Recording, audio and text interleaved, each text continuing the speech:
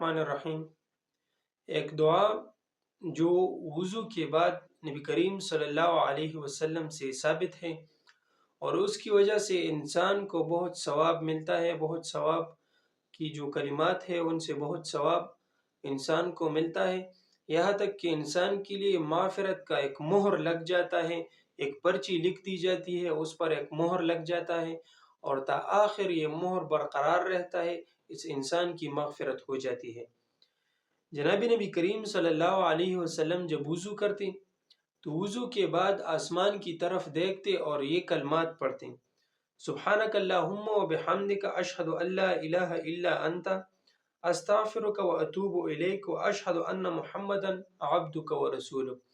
یہ کلمات پڑھتے اور آسمان کی طرف دیکھتے، اور یہ کلمات احسن الفتاوی، اس طرح فتاوی رحیمیہ، اس طرح شامی اور فتاوی محمودیہ، ان سب فتاوی میں یہ شامل ہے۔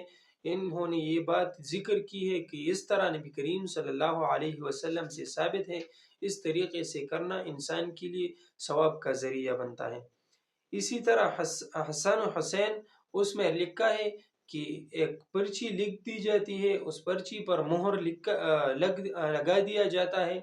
وہ مہر کس چیز کا ہوتا ہے؟ وہ مغفرت کا ہوتا ہے، اور پھر یہ مہر پھر نہیں ٹوٹتا، تا آخر یہ مہر برقرار رہتا ہے، تا آخر یہ پرچی برقرار رہتی ہے، اور اس انسان کا جو مغفرت کا حکم اس کے اوپر لگ جاتا ہے وہ ہمیشہ ہمیشہ کے لیے اس کے ساتھ رہتا ہے۔